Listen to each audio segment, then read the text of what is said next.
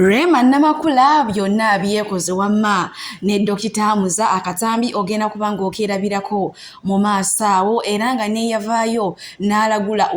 okufa kwa Papa Francis omwami ayitibwa Matayo munange ye kawedde mudda akatambi nga ogenda okalaba mu maaso awo fulufiga ayasanguzizza ebyama bya Geoffrey Rutaya bawa Irene Namatovu mugamba mutya mwasibye mutya bantu bange kansubire nti muli bulungi ba mikwano nga enkola yaffe mbasaba video no mjimperera ikigo wena atanaba ku subscribe nti mukwalo subscribe nga onyigene mu notification bell Sheikh Ashraf Dembe omusomi weddiwa akola ku nsonga z'amaka oyagala kufuna butuuze bweru business tezitambula bulungi mukubireko agenda kubanga akusomereddwa munawe nokolwa leero birthday ya Rema Namakula nenga munange banono tebali Uganda yene Dr. Muza munange mbadde mpita ayita muno mwiste umuzanga sigwa katambi banange Rema nga yekoze ebintu bitya mbwana onya Dr. Muza mubuzeeko ne banange kale nenyongera okutumirako mu mwena abali mulavu nge ya Rema Namakula ne Dr. Muza nti mujebaleko nga munyumirwa baddi asobola bakatambi maaso wano Rema nga yekoze eby'abaana bananga Muza bishi Rema omusajja amwagadde sokola bakatambi nzaate nkongereyo wamma n'agaleero Rema Namakula yavayo n'abakakasa nti ye okuva we yafuna omusajja amwagala byonna agenda kubyekoza bigweyo kati mwoba munyiiga mbu munnange muli badde mba okunyiiga ye kasitaabanga musanyufu ne famire ye onaddala omu husband labanza akatambi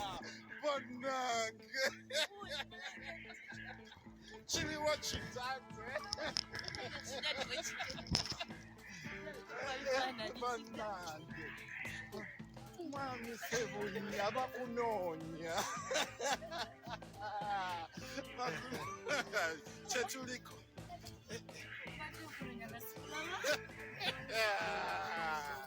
ebanange nzendabye antiraba naye nga byo ebintu by'omukwano amazima gali nti binyuma naye binyuma nga mwenna mweyagalanga sayidi zombi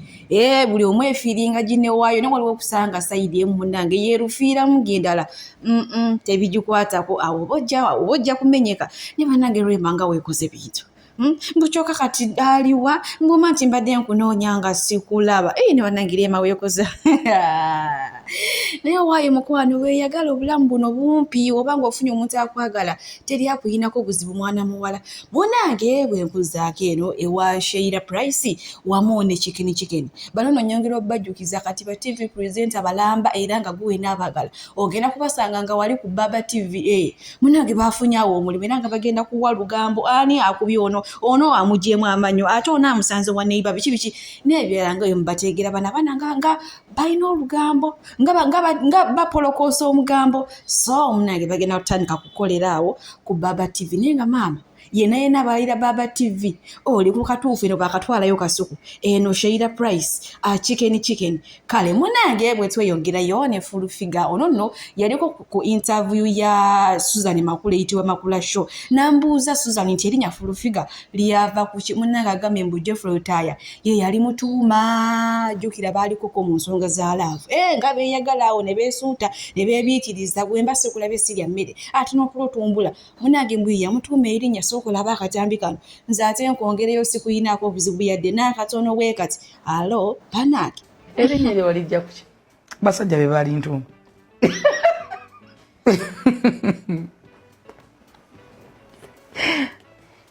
ani oyo ow'enjawulo yakuyita full figure Geoffrey Rutaya yalaba ki kyeyalaba katonda wange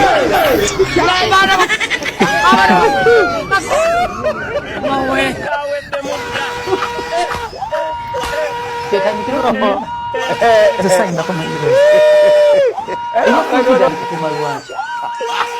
ntuma nga nsukkuluma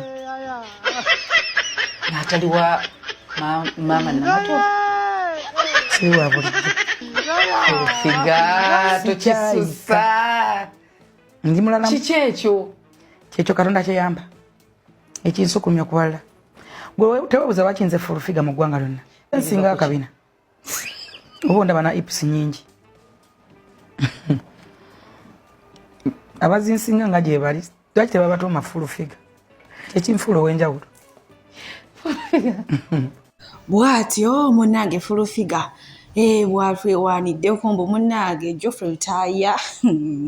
abalina akabina abaakula obulungi mbw abalungi munnange lwaki tebatuuma linnya lya fulufiga era nze nno kyendabye fulufiga ono akoona mami Irene Namatovu kubanga mukyala alina akabina ate tumanyi bulungi nnyo ye mukyala wa Geoffrey Rutaaya era amabegakaawo baatukuza n'obufumbo bwabwe ne munnange fulufiga omusajja omwa mwaliko mulaavu kati muleke musajja mufumbo bannange ayina abaana abantu bawulira batya nti munnange taata eye anyway kale nga tweyongeddeyo munnange ewa mwana mulenzi oba abantu gwe batuumye omulaguzi kati era gwe nguyagala omulaguzi biki bintu tobitegeera munnange ndaba abantu kati baddukirawo ono Matayo Prophet Matayo munnange bwe yavayo n'alagula okufa kwa paapa naye abantu abamu babiwakanyiza bagamba nti ono omulenzi ali ku kafuye nga yayina byeyeeyisizaawo ngenda kubanga akatambi nkabalekerako mu maaso awo namwe ate musobole okwerabira kati ebintu by'ensi eno bizibu oyinza okwekanga abantu kati bamunoonya jangu otulagule abaagala ebyamangu batumwe mwebeere mujja kugwa mu mbi z'abantu mujja kugwa mbizi bubi abantu kale kankulekereko akatambi ate nze wamma uliriza bulungi Papa Francis nga amaze okufa obukakafu bwavaayo nti omulaguzi omu mu Uganda yavaayo n'alagula n'alaga nti Papa Francis agenda kufa yayogera myaka Papa Francis gye yazaalibwa n'omwaka guno n'agamba omuntu oyo agenda kufa omwaka guno era abantu bangi nnyo babadde shocked ne bagamba omusajja alaba ebigenda eby'omu maaso omusajja nabbi bya ddala era n'amala n'abakyamuukiriza n'abalaga nti ne Museveni abyogerera mu ngero mbu ne Museveni agenda kukutuka era bangi nnyo ne muwaga mpuliriza bulungi wanajja n'akugamba nti Bobi Wine talifuga kiki kyojja okuzzaako olwedde omaze omumukakasa nti nabbi wa ddala mugende mukole research muyina amasimu gammwe emabegakaawo yavaayo n'ayogera ku kibuga New York naga mu myaka 4 okuva kati kijja kuba kibbidde amazzi gajja kuba gamaze kikola kibika naye nga bascientists bakyogerako research abakozi ba research bwogendayo gyebiri nga babyogerako myaka 7 mabega osegedde omukulu abikugamba after emyaka 6 akugamba nti ye obwannabbi bwe bumugambye ompuliriza ekyokubiri Papa Francis abasawo baali bakyogera dda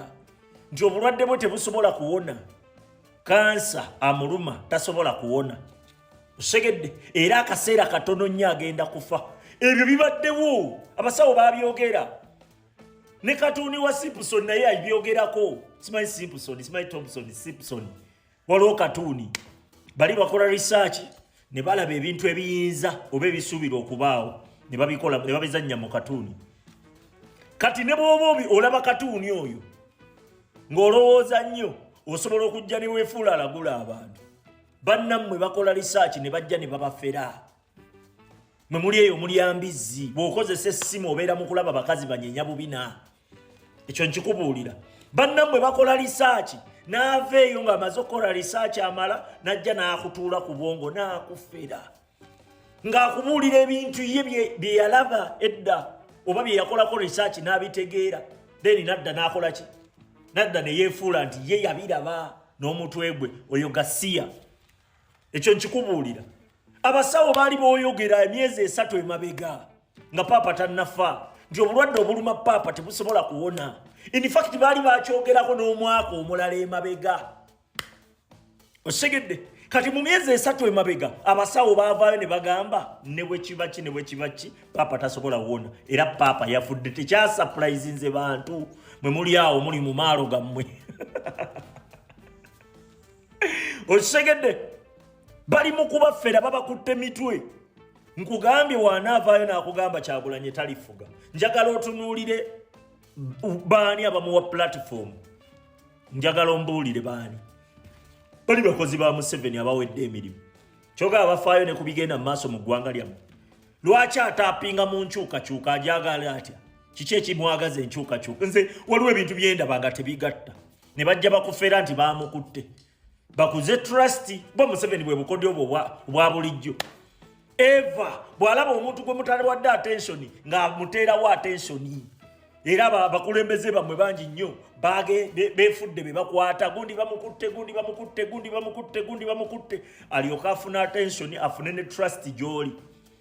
osegedde nkugambye omuvubuka wanudde bino mbyogera wano ajja kujja abagambe Kyagulanyi talifuga mu mwaka guno ayino kyogera kubanga kyebamukola ki kyebamuzimbira bali mu kubafera nze bingi nnyo byendaba nga nkimanyi bulungi omusajja yabikozeeko research mbiinako idea najja n'abyogera kyemmanye kakola research akakavubuka kakola research amala ne kajja ate kamanye engeri gye kalukamu geemu yaako lwakuba kamanye otomera ne kakola statement nga eyo katomedde era ogenda okuddamu owulira nga katomedde kufa abalowooza oyo gasiya